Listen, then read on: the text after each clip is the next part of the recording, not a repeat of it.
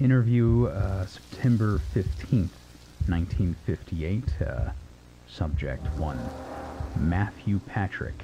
Subject, Godzilla, whatever the hell that is. So, tell me, Mr. Patrick, what exactly did you see? You don't understand. It wasn't a person. It wasn't human. At least not anymore. How? It was just a man in a suit. No, it's something else now. It mutated, and it's coming for us.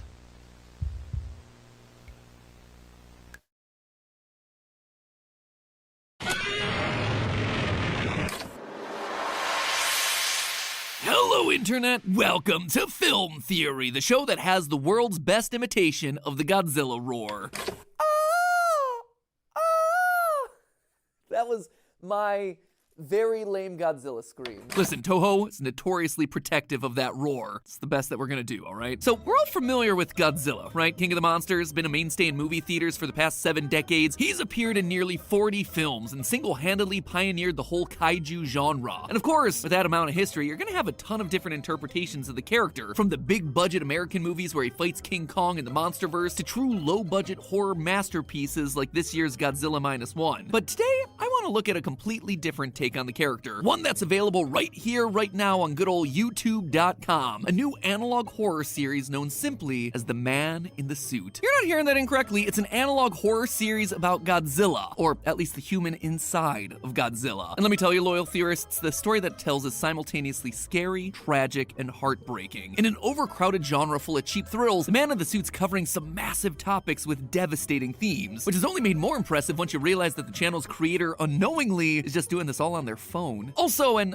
this is just a side note here, it recently came to my attention that Unknowingly was getting harassed by a small subset of the Godzilla fan community for the series and thinking about ending the entire thing. To which I say, first off, Unknowingly, your work is great. The story that you're telling, it's mature, it's thoughtful. Don't let a small group of whiny, butthurt man-children diminish the great work that you're doing. Speaking of those butthurt man-children, if you are one of those people who harass someone's fan creation because the visuals are bad or the story isn't what you like, guess what? You are a baby and you need to go change your diaper. Wah man baby, go back to your crib. Valid constructive criticism, yeah, that's one thing. That is great. It is valuable to creators across the board. But sending death threats to a kid making a fan series on his phone because in your eyes it disrespects your rubber suit lizard monster, guess what? You're the real monster.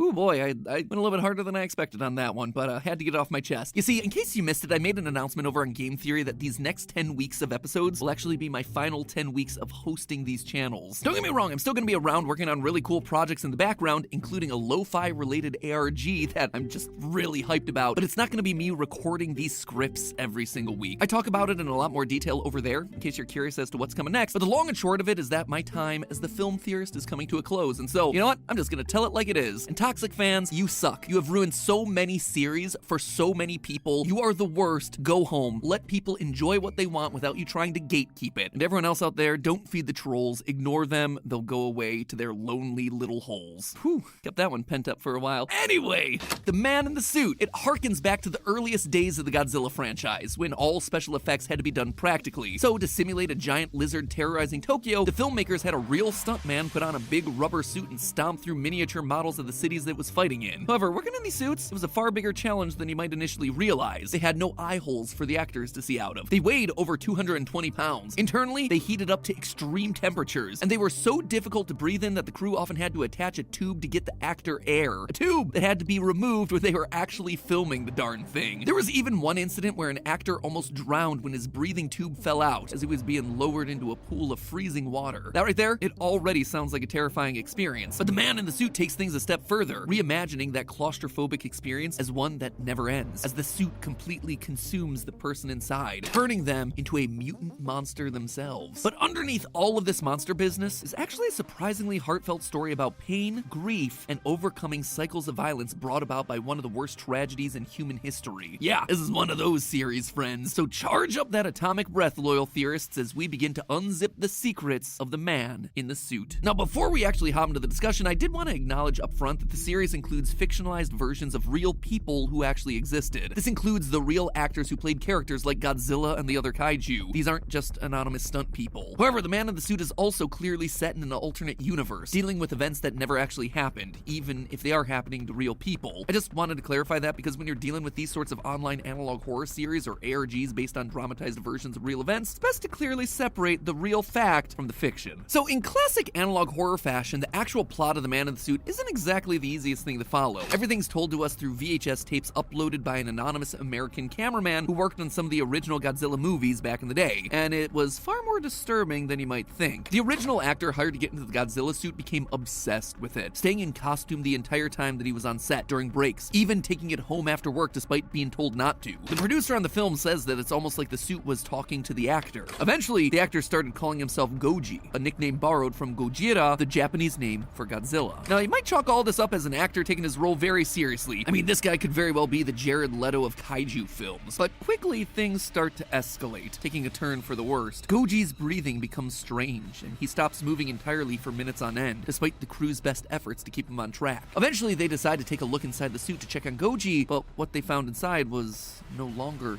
human. Goji's flesh and bones had grown into the suit, flesh filling all the empty space inside. His organs rearranged, and he's lost his vocal cords, though he could still see out of the suit's eye sockets with bloodshot eyes. The suit has become his new skin, his new body. The man and the suit have become one. Of course, instead of doing everything they can to help this obviously suffering man that they had literally transformed into a monster, the production company Toho just decides to keep this turn of events secret from the public, partly out of fear of being sued, but mostly because Godzilla was just making him a whole lot of money. They had merch to sell and movies to make, baby, so the show had to go on. And now, hey, they had themselves an actor fully dedicated to the part. However, as the years roll on, it becomes clear that Toho has no real control over the creature. During the filming of the sequel, while shooting a scene between Godzilla and a new monster called Anguirus, Goji ends up attacking his co-star, biting into his suit, causing the other actor to bleed. The stunt performer inside screams out in pain, and when the crew opens up the Anguirus suit, they find that it too has been transformed into a monster, just like Goji. Toho decides to cover up this incident too, an attempt to tame Goji so they can continue making Godzilla films. It doesn't work. They even try removing the man from the suit with power tools, but still nothing. One time the monster even manages to escape the studio. Still, nothing is enough. While filming the 1962 film King Kong vs. Godzilla, Goji gets enraged by the use of an American character like King Kong, drowning the actor in the Kong costume during one of their fight scenes. In an attempt to keep Goji from biting other stuntmen, the studio creates a puppet for their next monster, Mothra. But they don't consider that Goji may just bite anyone in any sort of prosthetic. A woman inside a prosthesis for one of Mothra's larvae is bitten, just like Goji and Anguirus before her also becomes one with the suit. Eventually, the situation gets so dire that the government of Japan gets involved, intent on covering it all up and studying these mutations more closely. Radioactive material starts growing out of Goji's blood, with some claiming to see eyes within that material. Despite all of this, Toho continues on, intent on making more movies. And when the anonymous cameraman sees the concept art for King Ghidorah, the next monster Godzilla's gonna fight, he decides to step in and try to stop it himself. And yeah, when it comes to the main story beats for The Man in the Suit, that's more or less it so far. Unknowingly, I said that the series isn't completed yet, so there is more to come, but I think that there's more than enough here for us to dig into and explain what exactly the series is trying to say. First things first, what exactly is making Goji do all of this? What's transformed him from an actor in a costume into a beast? Well, according to one expert character in the series, she believes that this mutation is the byproduct of radioactivity. This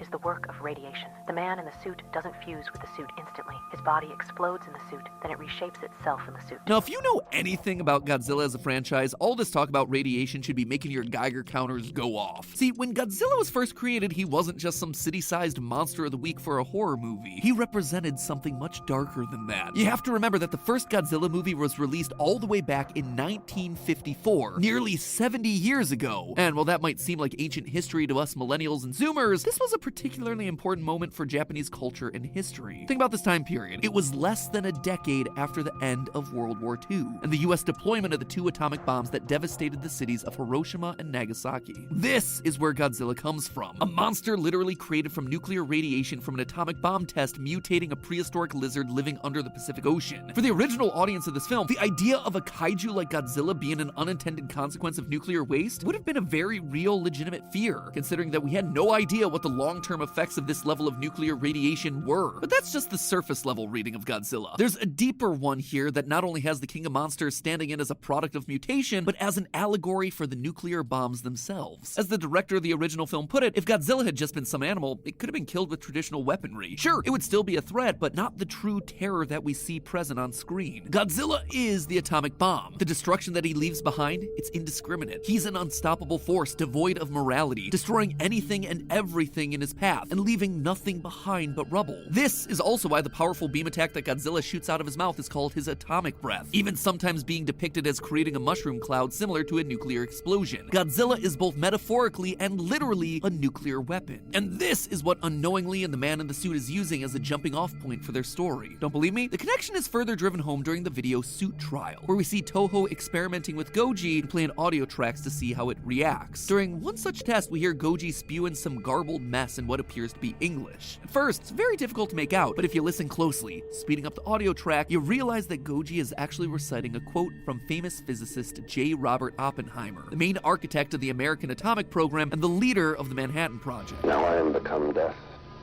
the destroyer of worlds.